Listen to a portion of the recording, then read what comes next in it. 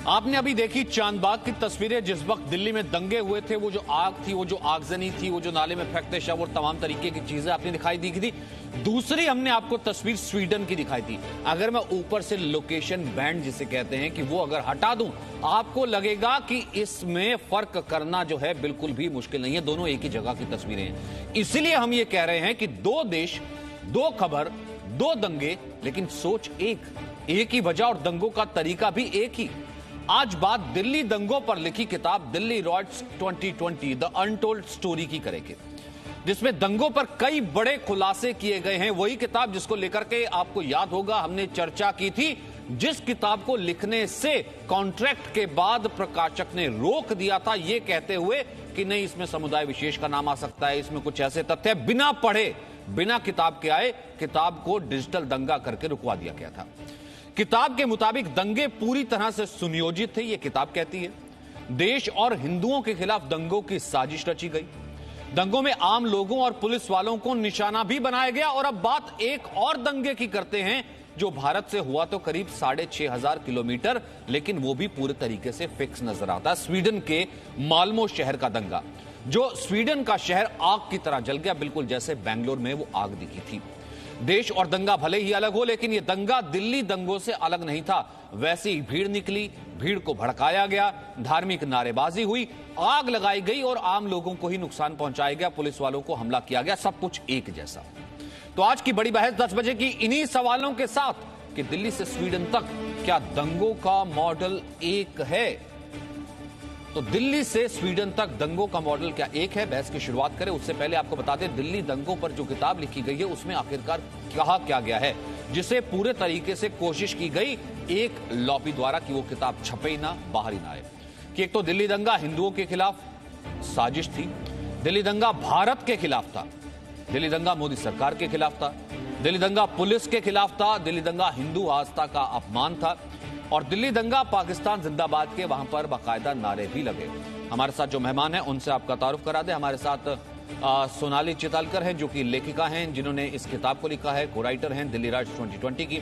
महज खान हैं, राजनीतिक विश्लेषक, चरणचुग राष्ट्रीय सचिव बीजेपी के हमारे साथ हैं। डॉक्टर असगर अली खान वकील हमारे साथ हैं। आचार्य अंकुर आर्य है सत्य नरातन संस्थान से, और शहजाद पूनावाला हैं राजनीतिक विश्लेषक। आचार्य अंकुर, आपको क्या इसमें क्या ये समानता नजर आती, क्या ये कोइंसिडेंटल है कि दिल्ली में दंगे होते हैं ट्रंप के आने से पहले कि एक ऐसा संकेत दिया जाए, सुनियोजित तरीके से बात आती है, लेकिन इसे दबाया जाता है कि ये सुनियोजित तरीके की बात सामने ना आए। बेंगलोर में भी ऐसा होता है, फेसबुक पोस्ट का माध्यम लिया जाता है, सुनियोजित है लेकिन सुनियोजित वाली बाहर सामने ना आए। और स्वीडन तक अगर मैं लिए चलता हूं तो स्वीडन में भी यही होता है कि कुरान के खिलाफ वाली बात आती, लेकिन सुनियोजित है, ये बात सामने ना आए। ये कौन सी लॉबी जो इतनी कनेक्टेड है? सचिन भाई, ये लॉबी तो हजारों साल से काम करती आ रही है, लेकिन अगर हम ये कोशिश बहुत करते हैं कि इस चीज़ को हम छिपा सकें, चाहे आप दिल्ली देखिए, बेंगलोर देखिए, चाहे फिर आप स्वीडन देखिए, चाहे आप फ्रांस देखिए, कहीं पर भी चले जाइए, आपको जो मॉड्यूल है वो ज्यों का त्यों एक का एक लगता है। इसके पीछे थोड़ी सी केस स्टडी करने की आवश्यकता है और बहुत ज़्यादा इसके डीप में जाने की आवश्यकता नहीं है। आप ये देखिए कि शुरुआत कैसे होती है। पहले वहां पर एक रोना रोया जाता है कि हम मारे जा रहे हैं, हम शरणार्थी, हमें शरण दीजिए। उनको शरण दी जाती है। थोड़े दिनों के बाद में फिर वहां के जो स्थानीय लोग हैं उनकी भावनाओं को आहत करते हैं, वो लोग उसकी जड़ में जाने का प्रयास करते हैं। जहां से ये जो हिंसा है, मैं नंबर्स बताना शुरू करूंगा तो फिर लोगों की भावनाएं आहत हो जाएंगी। वहां पर जब व्यक्ति कोई भी जाता है, और देखिए अभी आप जो स्वीडन की बात कर रहे हैं, वहां पर एक जो दक्षिणपंथी पार्टी थी, उसके एक नेता ने यही बात कही थी कि यह जो समस्या है, यह जो हिंसा है, यहां से उत्पन्न हो रही है। और इतनी बात कहनी थी कि वहां पूरे के पूरे शहर को जला दिया जाता है। भारतवर्ष में देखिए आप कि बेंगलोर के अंदर पहले हिंदुओं की भावनाओं को आहत किया जाता है और उस पर एक रेफरेंस देते हुए एक लड़का एक फेसबुक पोस्ट करता है और उस पर पूरा बेंगलोर जला जाता है। ये सारा का सारा सुनियोजित होता है, इसमें कुछ भी कोइंसिडेंटल नहीं है। ये नीचे से लेकर ऊपर तक सारे के सारे जो स्तंभ हैं, ये सारी की सारी जो संस्थाएं हैं जुड़ी हुई हैं। फिर इसके साथ ही साथ कुछ रिपोर्टर्स आ जाएंगे उसके ढकने के लिए। अभी दिल्ली वाले दंगे में हमने ये सारी चीजें खुल चुकी हैं। इसलिए सचिन भाई, इस पर गौर करने की आवश्यकता है। यह सब कुछ सुनियोजित है और यह जो किताब है इसको बंद कराया जाना, इसको दबाव डाला जाना, और जो आपने कहा कि एक तरीके से इन्होंने जो जिहाद किया है इसके खिलाफ भी, यह सब कुछ सुनियोजित है ताकि सच, इनका सच सबके सामने ना आ पाए। चारे अंकुर, क्या डर इस चीज का है कि वो लोग ये कहने वाले कि फ्रीडम ऑफ स्पीच है, या फिर ऐसा है दंगों का धर्म नहीं होता, ये किताब आ जाती तो क्या ये खुलासा हो जाता कि नहीं दंगों का भी धर्म होता और इन दंगों का शायद धर्म था? अंकुर आचार्य। सचिन जी, अगर समय रहते जिन बुक्स के ऊपर बैन लगाया जाना चाहिए था, अगर उन बुक्स के ऊपर बैन लग जाता तो वाकई में ये जो पूरा का पूरा विश्व है इस आग में ना जल रहा होता। मैं आपको 2 मिनट में अपनी एक छोटी सी कविता के माध्यम से सारी चीज़ों को स्पष्ट करना चाहूँगा कि बड़े बड़े इमाम बाड़े थे आपके यहाँ पर बैठ के कहते थे कि जब सुप्रीम कोर्ट से फैसला आएगा तो वो हमको सहर्ष स्वीकार होगा। वहीं से मैं इसकी स्टार्टिंग करना चाहता हूँ और बताऊँगा मैं आपको कि पूरा ये जो प्लानिंग है, पूरी उम्मत का कॉन्सेप्ट क्या है।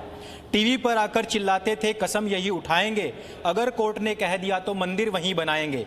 बदले तेवर बदली वाणी, बदले तेवर बदली वाणी, टीवी पर ही धमकाने लगे, मंदिर तोड़ बनाएंगे मस्जिद उम्मा को समझाने लगे। अब्दुल द पंचर पुत्र कथा, अब्दुल द पंचर पुत्र कथा तुमको आज सुनाता हूँ, दिल्ली के जिहादी दंगों की पटकथा मैं आज आपको बताता हूँ। वैसे तो मिट्टी में खून है शामिल पर इंशाअल्लाह टुकड़े करते हैं, वैसे तो मिट्टी में खून है शामिल पर इंशाअल्लाह टुकड़े करते हैं।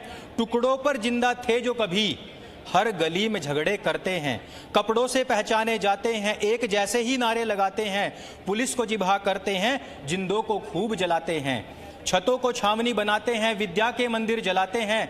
धर्म देखकर लड़के लड़की का, धर्म देखकर लड़के लड़की सबको काट कर नाले में बहाते हैं। नेता हो या मंत्री, नेता मंत्री हो या पत्रकार, नेता मंत्री हो या पत्रकार, सेल्फी सबके संग खिंचवाते हैं, गल्फ का पैसा पेट्रोल लेकर के देश को खूब जलाते हैं। गोली पत्थर चलाते हैं, लाइब्रेरी में छुप जाते हैं, चिकन नेक पर उस्तरा रख के विक्टिम कार्ड दिखाते हैं, मासूमों को भड़काते हैं, मासूमों को भड़काते हैं, किताब की कसम उठाते हैं, महजब आ गया खतरे में कहकर जनसंख्या खूब बढ़ाते हैं, घुसपैठियों को छिपाते हैं, भाई उन्हें बताते हैं, हिंदुओं को सुरक्षा दी तो सड़कों पर उत्पात मचाते हैं, सड़कों पर उत्पात मचाते हैं। तेजाब गुलेल का फ़िलिस्तीनी मॉडल, तेजाब गुलेल का फ़लस्तीनी मॉड्यूल भारत में अपनाते हैं, जो आपस में भाई बन ना सके कभी, जो आपस में भाई बन ना सके, हम भाई उन्हें बताते हैं। मैं बताने लगा जब दिले दास्तां तो ब्लूम ही बरी कर डाला, मैं बताने लगा जब दिले दास्तां तो ब्लूम ही बरी कर डाला, पर साच को आँच कहाँ है बैरी, हमने भी किस्सा कर डाला। और अब किताब जो है वो गरुड़ प्रकाशन से आते ही रिकॉर्ड बनाने शुरू कर चुकी है। इसकी जो प्री बुकिंग है वो चल रही है, आप लोग भी कर सकते हैं।